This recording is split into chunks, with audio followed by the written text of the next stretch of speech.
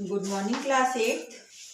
आइए आज हम लोग 9 किसले हिंदी के अंतर्गत आप लोग का पाठ 10 मेरा घनिष्ठ पड़ोसी पढ़ेंगे। ठीक है। इसके जो कवि हैं वो है कुंवर नारायण सिंह। ठीक है ना। ये जो कविता लिखे हैं ये हम लोग की कविता है, हम लोग जो पढ़ेंगे मेरा घनिष्ठ पड़ोसी, और उसको जो कवि लिखे हैं उनका नाम है कुंवर नारायण सिंह। ठीक है ना।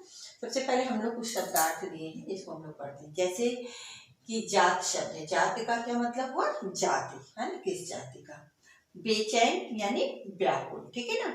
बसेरा यानी अस्थायी निवास, बसेरा जहाँ आदमी रहता है लेकिन वो परमानेंट नहीं, अस्थायी रूप से नहीं रहता, अस्थायी रूप से रहता है, तो क्या हो गया ये आपका अस्थायी निवास। गाढ़ी मतलब गहरी, गाढ़ी यानी बहुत ज्यादा गहरी। तो कुछ आपके जो शब्द थे उनके अर्थ हैं जो इस प्रकार। ठीक है। आइए हम लोग जो है कविता पढ़ते हैं। ठीक है। मेरा घनिष्ठ पड़ोसी, ये चिड़िया के ऊपर है, पक्षी के ऊपर। ठीक है ना। तो शुरू करते हैं।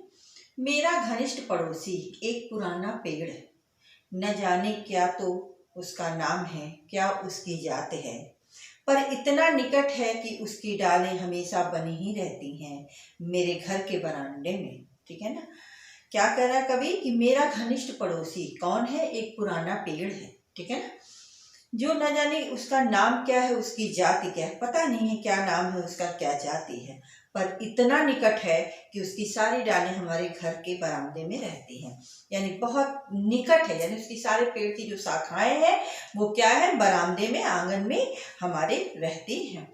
कुछ इस तरह के जब आप चाहता, हाथ बढ़ाकर सहला सकता उसका माथा, और वह गौ सा मुझे निहारता रहता निरीह आंखों से। इस तरह का पेड़ था जो आंगन में था कि उस पर अगर हम हाथ बढ़ाते तो वो हम उसको सहला सकते थे, उसका माथा, और वह कैसी लगती थी? जैसे गाय जो होती है, गौ, यानी बिल्कुल जो है निश्चल, बिल्कुल शांत सौम्य। तो मुझे निहारता रहता निरीह आंखों से, और ऐसा लगता है जैसे वो मुझे निरीह आंखों से क्या कर रहा है?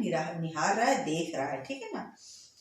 मेरी उससे गाढ़ी दोस्ती हो गई, कवि कह रहा है उससे क्या हो गई? मेरी गाढ़ी दोस्ती हो गई, इतनी कि जब हवा चलती तो लगता वह मेरा नाम लेकर मुझे बुला रहा है, और जब हवा चलती है तो ऐसा लगता कि वह क्या कर रहा है? मेरा नाम लेकर बुला रहा है।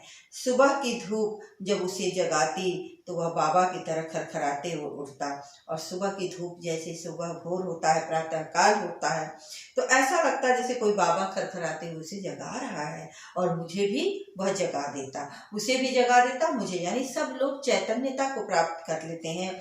सभी जब रोशनी आती है, प्रकाश आता है, जब सूर्य उदित होता है तो पेड़, पक्षी, पौधे सभी में क्या होता है? एक चेतना दिखाई देती है, एक लगता है नव स्फूर्ति अंदर महसूस होता है। अक्सर हम घंटों बातें करते इधर उधर की बातें। क्या करते हैं? कवि कह रहा है कि हम लोग अक्सर बातें करते कहाँ की? इधर उधर की बातें करते हैं, और अपनी अपनी भाषा में, सभी अपनी अपनी भाषा में, कोई मुख भाषा में बात करता है तो कोई बोल के करता है, लेकिन सब अपनी अपनी भावाभिव्यक्ति क्या करते हैं? एक दूसरे से व्यक्त करते हैं। इसीलिए शायद इन्हें भी हम लोग लिविंग थिंग में रखते हैं, पेड़ को ना, क्योंकि उनके भी जो है सूखने, उनके हरियालीपन, उनकी कोमलता, उनकी जो पत्तियां हैं, ये सारी चीज क्या है? उसमें जीवंतता दिखाती है। ठीक है। लेकिन भाषा से कोई फर्क नहीं पड़ता, वह कहता है हमारी सुख तक की भाषा एक ही है। कवि बताना चाहता है कि भाषा में कोई फर्क नहीं पड़ता है, चाहे वह मुख भाषा हो या हम लोग जो बोलते हैं वो भाषा हो, क्योंकि दुख और सुख दोनों का एक ही है, उसमें कोई फर्क नहीं है कि आपका दुख कुछ और हो, पेड़ पौधे का दुख सबका एक ही जैसे है। वह भी मुरझाता है, इंसान भी मुरझाता है, उसमें भी जो हरियालीपन आता है, हमारे अंदर भी एक नव चेतना, एक नई उमंग रहती है। जाड़ा हो, गर्मी हो, बरसात हो, उसे भी उसी तरह भासते जैसे मुझे। गर्मी हो, जाड़ा हो, बरसात, सभी जैसे हम पर प्रभाव डालते हैं, उसी तरह उन पेड़ पौधों पर भी, पेड़ों पर भी उसका प्रभाव पड़ता है। पतझड़ की उदासी, बसंत का उल्लास। पतझड़ की उदासी यानी जब पतझड़ ऋतु आता है तो सारे पेड़ पत्ते क्या होते हैं? झड़ने लगते हैं, उदासी सा छाया रहता है। लेकिन नहीं, इसके साथ ही साथ बसंत का उल्लास भी रहता है। लेकिन बसंत ऋतु आती तो सारे पेड़ पौधे, पक्षी सभी में एक नया उमंग, एक जोश, उत्साह दिखाई देता है। कितनी ही बार हमने माथा साथ मनाया एक दूसरे के जन्मदिन की तरह। ठीक है। कितनी ही बार हमने साथ मनाया एक दूसरे के जन्मदिन की तरह, ठीक है। जब भी बैठ जाता हूँ थक कर उसकी बगल में, ठीक है, चाहे दिन हो चाहे रात, जब भी मैं थक जाता हूँ तो क्या होता है, एक दूसरे के बीच हम लोग बैठ जाते हैं, बगल में बैठ जाते हैं, यानी हम भी पेड़ पौधों के छाए में आ जाते हैं, ठीक है। और ऐसा लगता है हम दोनों एक दूसरे के बहुत करीब हैं।